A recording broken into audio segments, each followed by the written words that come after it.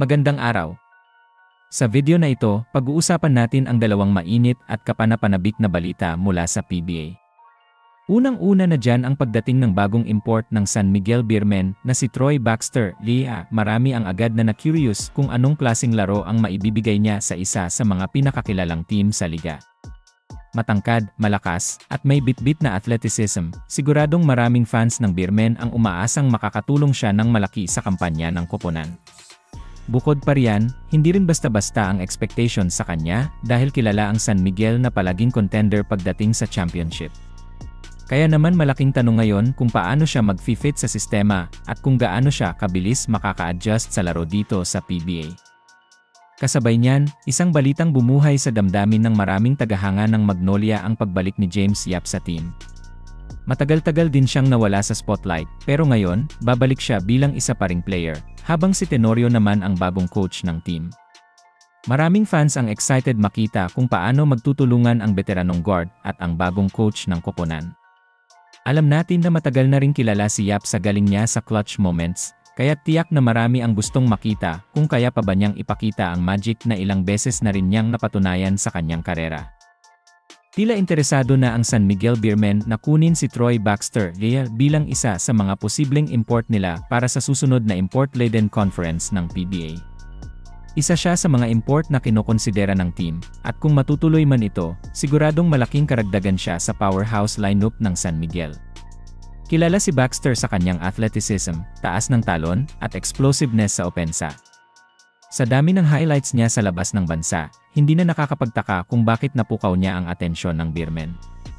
Madali siyang makahanap ng tira, mabilis sa fast break, at may kakayahang mag-finish sa ilalim kahit may bantay. Yung mga alley-oop at big plays na madalas makita sa NBA, kayang-kaya rin niyang gawin sa loob ng court. Hindi lang siya puro hype. May composure din siya sa laro at hindi basta-basta nadadala ng emosyon. Marunong siyang mag-adjust depende sa galaw ng depensa at may tiwala rin sa tira niya mula sa labas. Ang ganitong klase ng import ay swak sa sistema ng San Miguel, lalo na kung iisipin na meron na silang solid na core na pwedeng umalalay sa kanya. Kung tutuusin, hindi na kailangan ni Baxter na buhatin mag-isa ang team, pero ang presensya niya ay makakapagbigay ng panibagong energy at excitement.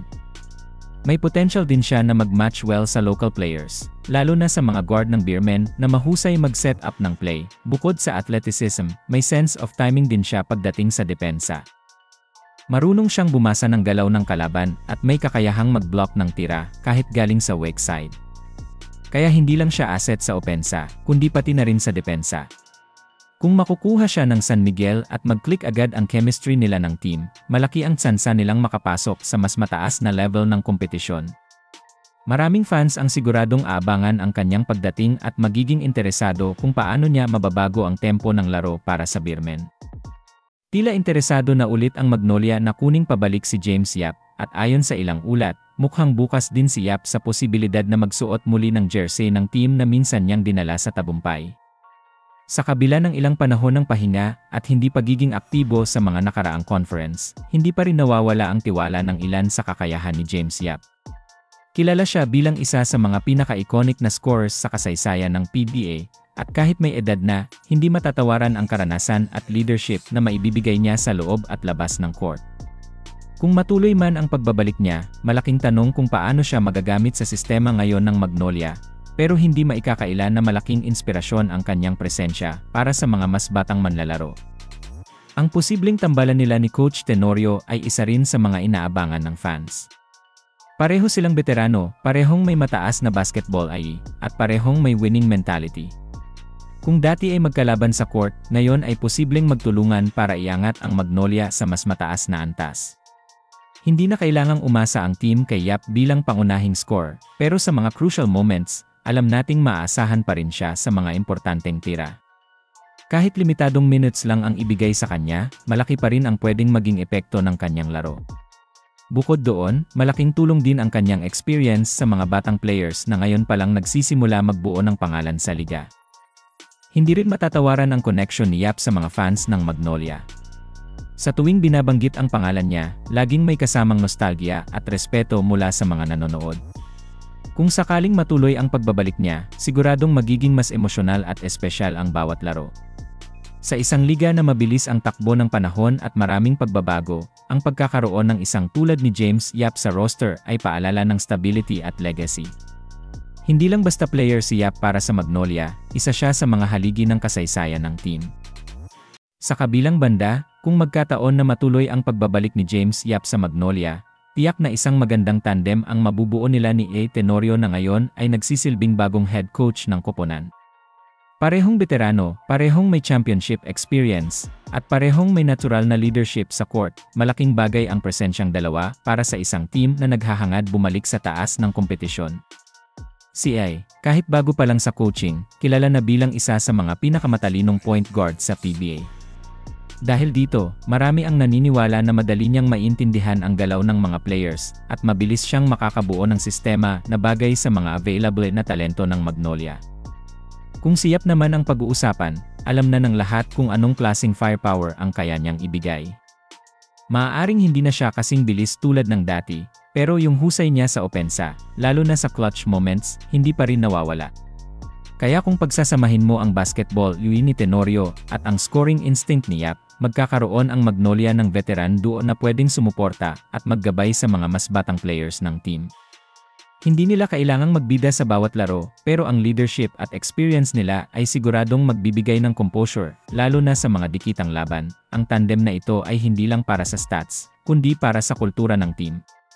Si Tenorio bilang coach ay siguradong magdadala ng disiplina at matibay na sistema, habang si Yap ay magsisilbing gabay at inspirasyon sa mga bagong players.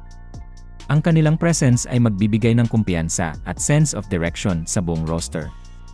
Isa pa, hindi rin mawawala ang excitement ng fans kung sakaling magsama silang muli sa isang team. Dalawang pangalan na may malalaking ambag sa kasaysayan ng liga, at ngayon ay posibleng magsanib puwersa sa isang layunin, ibalik ang Magnolia sa pagiging top contender sa PBA. Sa kabuuan, kapwa nakakaintriga at kaabang-abang ang mga galaw na ito sa PBA. Ang posibleng pagpasok ni Troy Baxter Lee sa San Miguel Beermen ay isang senyales na patuloy na naghahanap ng paraan ang team para mas lalo pang tumibay at mas maging eksplosibo ang kanilang lineup. Kung matutuloy man, siguradong magdadala siya ng bagong energy at athleticism na makakatulong sa pag-abot ng kanilang mga layunin.